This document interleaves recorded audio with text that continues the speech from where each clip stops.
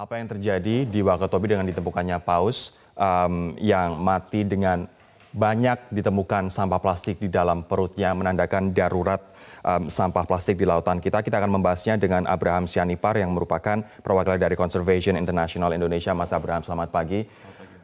Darurat sampah plastik nampaknya sudah terlalu sering digaungkan oleh pemerintah dan juga kita, namun masih sering saja terjadi. Dan kita kadang-kadang abai dengan membuang sampah plastik di lautan. Mungkin untuk memberikan pemahaman lebih komprehensif begitu, apa sih bahaya sampah plastik bagi ekosistem laut?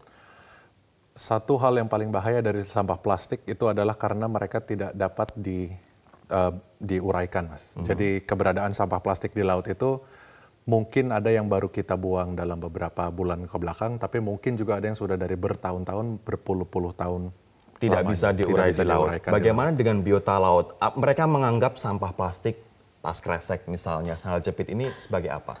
Betul, dan ini ada yang beberapa dia salah melihat sampah plastik ini sebagai makanannya. Contohnya yang paling sempat kena dalam hal ini yang paling banyak, salah satunya selain paus, juga penyu sebenarnya. Karena beberapa penyu dia makanan utamanya adalah ubur-ubur. Dan kalau kita lihat di sampah plastik yang mengambang di laut dengan ubur-ubur yang transparan, mungkin dia terlihat secara visual sama. Dan ini banyak dikonsumsi, dan karena memang sampah plastik ini tidak bisa diuraikan baik di laut, kita nggak bisa bayangkan juga apa yang terjadi di dalam perutnya hewan itu sendiri.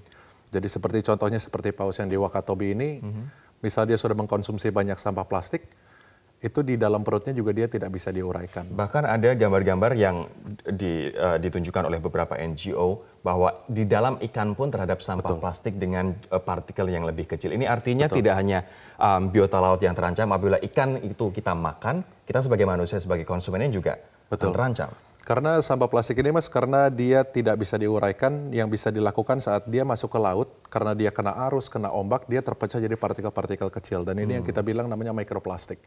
Dan mikroplastik ini dan sebagai banyak plastik lainnya, dia juga sangat bisa menerima banyak kontaminan yang toksik. Dan ini mikroplastik ini banyak dikonsumsi juga oleh ikan-ikan, dan yang paling bahayanya adalah ikan-ikan yang kita konsumsi juga. Baik. Jadi toksik ini akan terakumulasi di ikan-ikan yang kita makan dan pada akhirnya kembali ke perut kita lagi.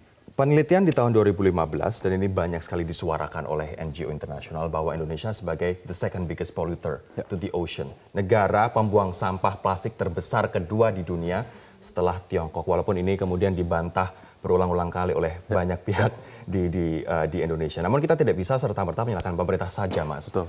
Sebagai elemen terkecil, masyarakat, individu, apa yang bisa dilakukan untuk mengurangi jumlah sampah plastik di lautan?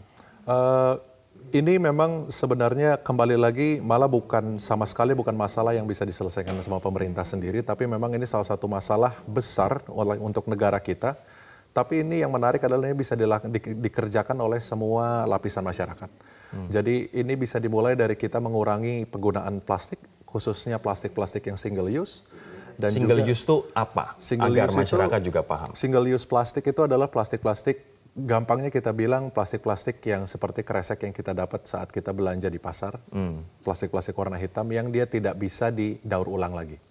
Kalau kita pakai plastik botol dari botol-botol minuman, kadang-kadang itu kita bisa daur ulang lagi.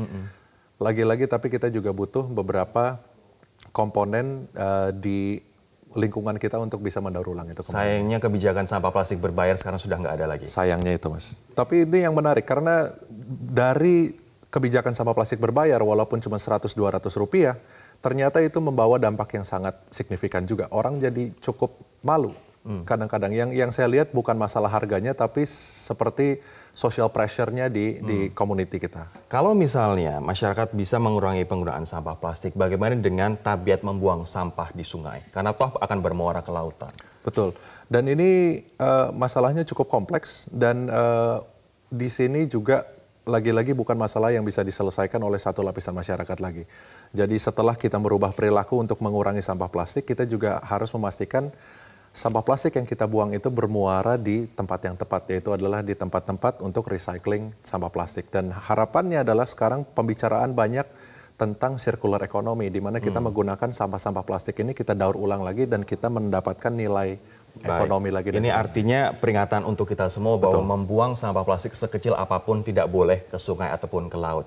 Saya tertarik dengan circular economy, tapi waktu kita singkat sekali, Mas. Namun untuk menciptakan circular economy tadi, bahwa sampah plastik diolah untuk menjadikan botol plastik ataupun bahan berdaya bervalue yang lain, ini butuh kolaborasi antara pemerintah, masyarakat, dan juga industri. Bentuk kolaborasi seperti apa yang diharapkan? Di sini memang harus diawali dari koordinasi yang bagus, Mas. Dan untungnya di sini Kemenko Maritim sudah mengeluarkan apa yang namanya National Plan of Action untuk Marine Debris, itu untuk 2017 sampai 2025. Dan ini memang tepat untuk mengkoordinasikan sejumlah effort yang bisa kita lakukan, baik di kementerian-kementerian teknis terkait maupun dari lapisan-lapisan masyarakat dan organisasi-organisasi konservasi seperti organisasi yang saya bekerja. Baik, Mas Abraham Sianipar dari Conservation International Indonesia, terima kasih atas waktu Anda di Metro Pagi Prime Time.